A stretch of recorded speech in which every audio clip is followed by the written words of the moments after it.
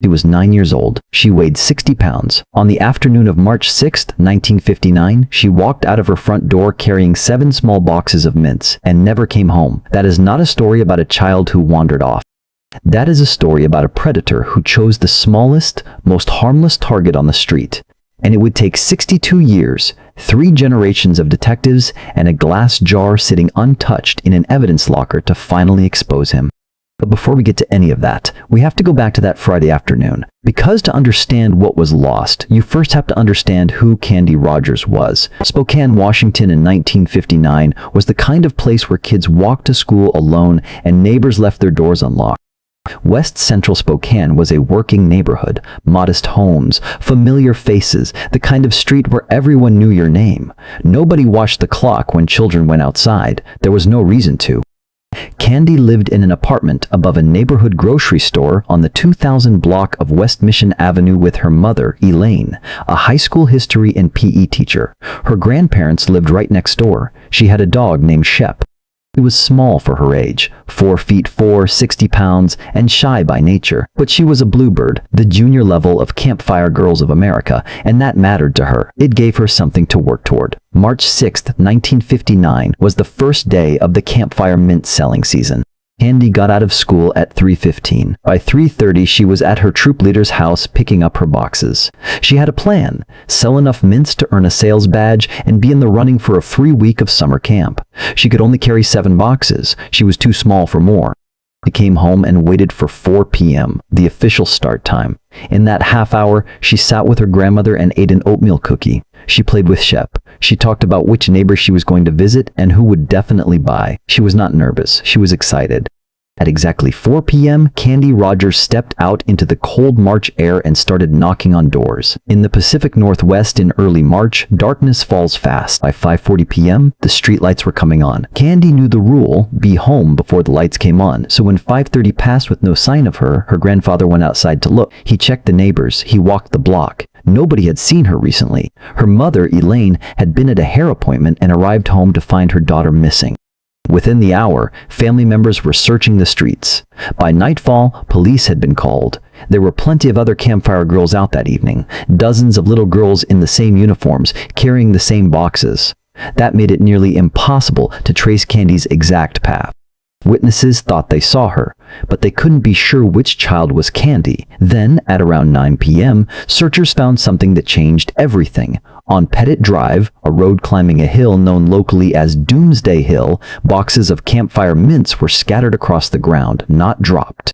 Scattered. Some looked like they had been thrown from a moving car window as someone drove away fast. The trail of boxes led south, across the Fort George Wright Bridge, away from Candy's neighborhood. One box had a partial fingerprint. It was lifted, preserved, and sent to the FBI. It was never identified. By 9 p.m. on March 6, 1959, Spokane understood one thing with terrible clarity. Candy Rogers had not wandered off. She had not gotten lost. Someone had taken her. The question was who? And why this little girl, out of all the children out that evening, carrying 7 boxes of mints on a cold Friday afternoon? The answer was hiding in plain sight. But it would take 62 years to find it. By the morning of March 7th, every person in Spokane knew Candy Rogers was missing. And more than 1,200 of them showed up to find her. 1,200 people for one little girl. Marines, Boy Scouts, utility workers, mail carriers, horseback riders, all of them descended on West Central Spokane before sunrise.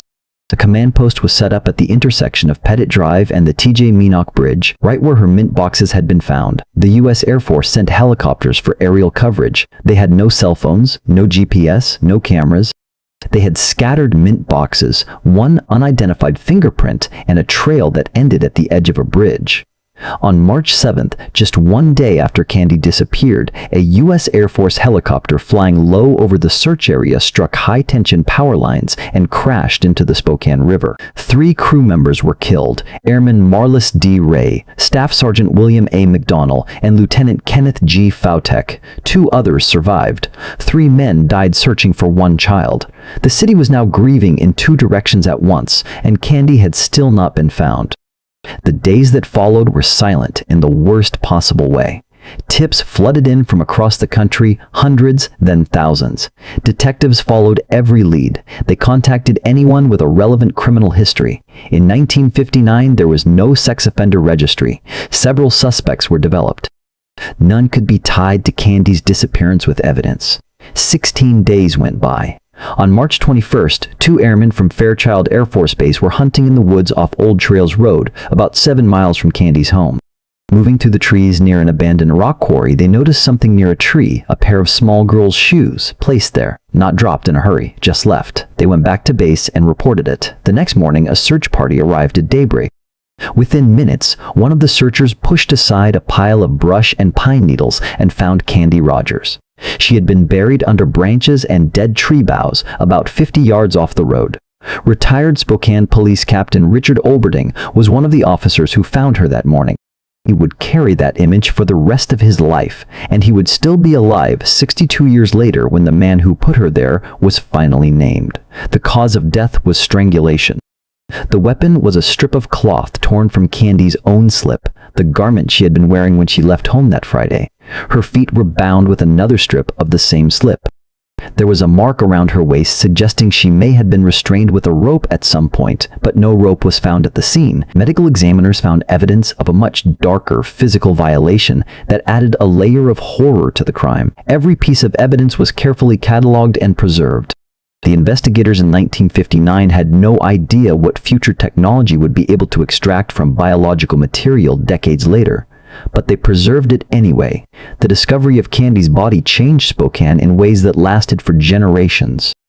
Parents who had never thought twice about letting children walk alone now watched from windows and set strict rules. The case became part of how Spokane parents raised their children for decades, a warning carried from one generation to the next. Police had evidence. They had a DNA sample they didn't yet know how to use. They had hoped that science would eventually hand them an answer. But before that could happen, a serial killer was about to walk into the investigation and send everyone chasing in the wrong direction for the next 40 years. Every case on this channel isn't just a story. It's weeks of digging through records, verifying facts, and piecing together real lives that were lost. Each episode takes nearly 15 days of research and long nights chasing the truth. We do this because these stories matter, and someone out there still deserves to be remembered. If you want us to keep uncovering the truth behind these mysteries, please take a second to like, subscribe, and tell us in the comments which part of today's case hit you the hardest. Your support keeps us going. And if you want to watch more solved cold cases, the links are waiting for you in the description below. Now, let's get back to the case. For decades, Spokane detectives believed they knew who killed Candy Rogers. They had a name, a history, and a piece of evidence that seemed to point directly at one man. For 40 years, that case felt solid. It was completely wrong. And here's what makes it worse. The real killer had never appeared in a single tip, a single witness statement, or a single police report in 62 years of investigation. While detectives chased the wrong man, the real one lived quietly in the same city, raised a family, and died before anyone ever looked at him. His name was Hugh Beon Morse. He was a member of the Spokane Motorcycle Club, the kind of man who moved through the community without raising alarm.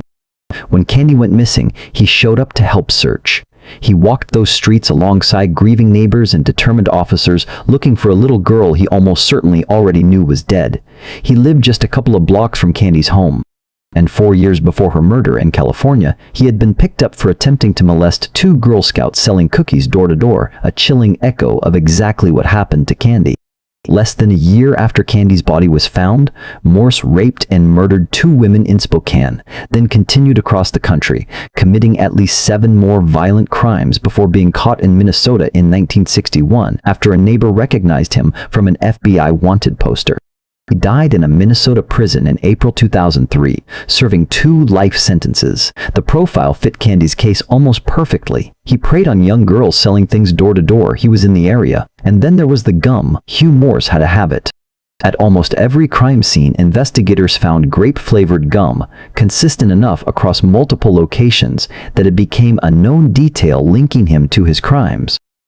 During Candy's autopsy in 1959, a detective noted a stain on her clothing, purple in color, and when examined closely, it had a grape smell. That single observation took on a life of its own inside the investigation.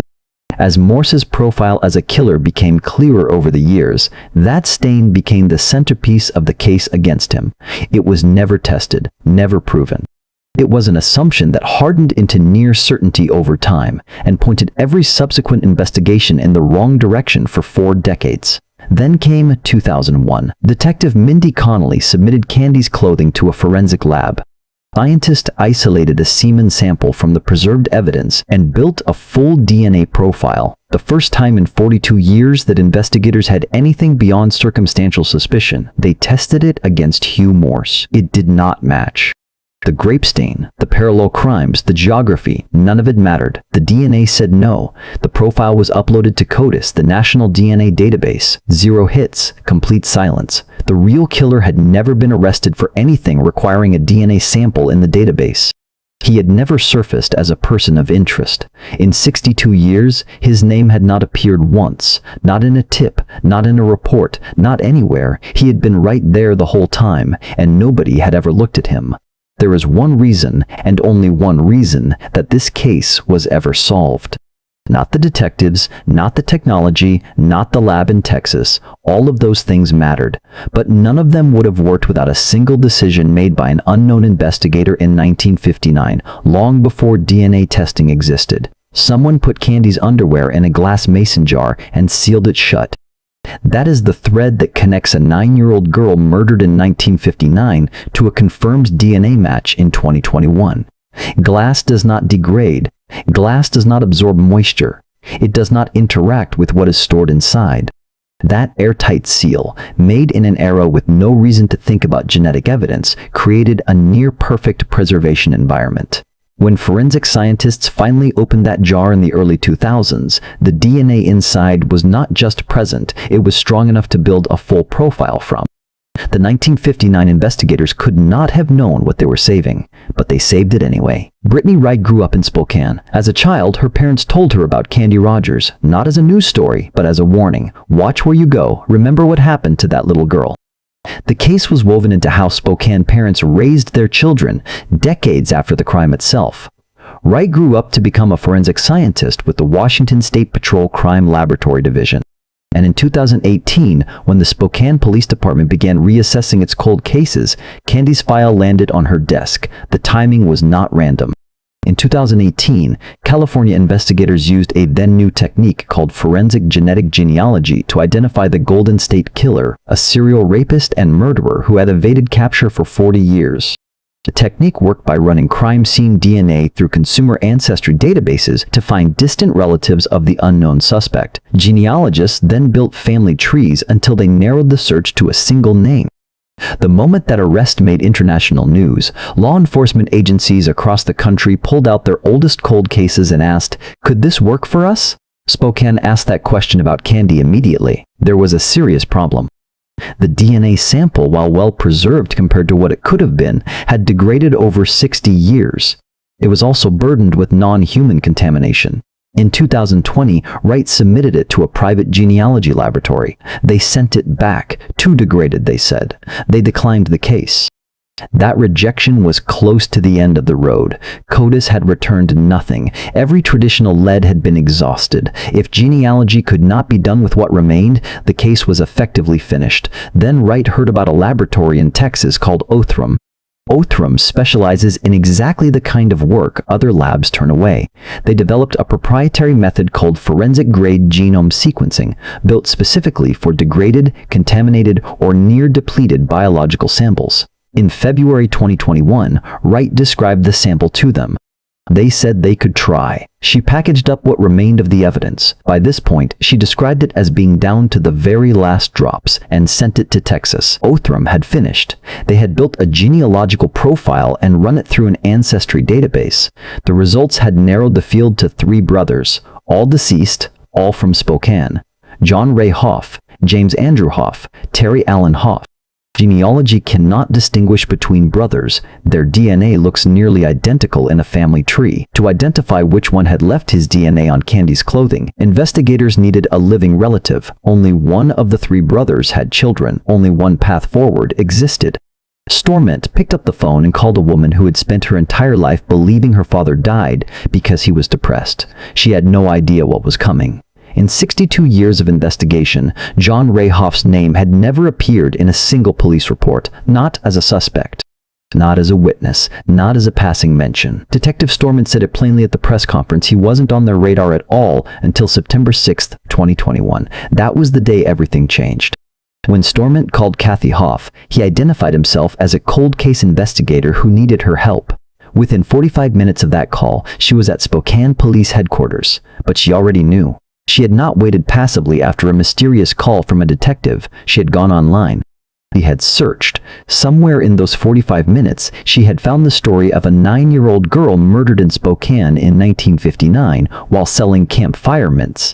She walked into that police station already carrying the weight of what she suspected. Kathy volunteered her DNA without hesitation. The results came back on September 8, 2021. The DNA recovered from Candy's clothing was 2.9 million times more likely to be related to Kathy than to any random person from the general population. Her father was the man who left that DNA, but investigators were not done. John Hoff was deceased. There would be no trial, no cross-examination, no defense. That meant the burden of certainty rested entirely on the investigators themselves. They needed to be as sure as science could make them. They obtained a warrant and exhumed John Ray Hoff's body on September 23, 2021. The result came back on October 1st. The probability that the DNA from Candy's clothing belonged to Hoff rather than an unrelated person was 25 quintillion to 1, the number 25 followed by 18 zeros. That is not a number that leaves room for doubt. The case was solved. John Ray Hoff was born on August 11, 1938 in Spokane, his own hometown. He grew up on the 2500 block of West College Avenue. He was not a drifter. He was local, known, familiar. His early life showed the warning signs that, in hindsight, form a recognizable pattern. In 1955, at 16, he escaped from a state juvenile reform facility near Olympia and was caught near Yakima. That brush with the law pushed him into the military.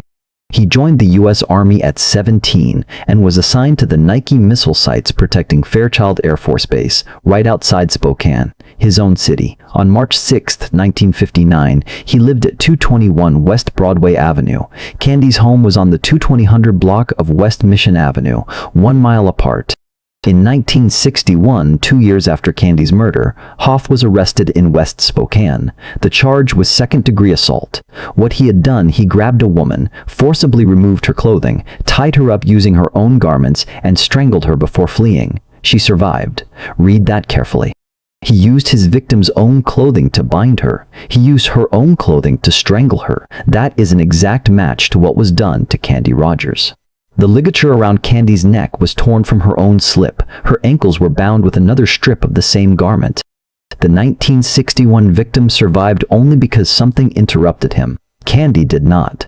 Hoff served 6 months. As a result of that conviction, the Army declared him a deserter and dishonorably discharged him.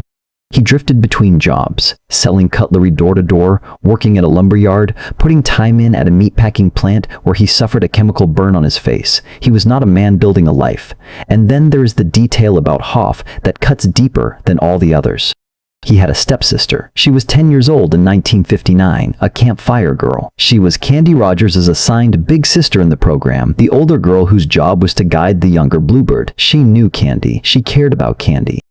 When Candy disappeared and the city fell apart searching for her, this girl was devastated.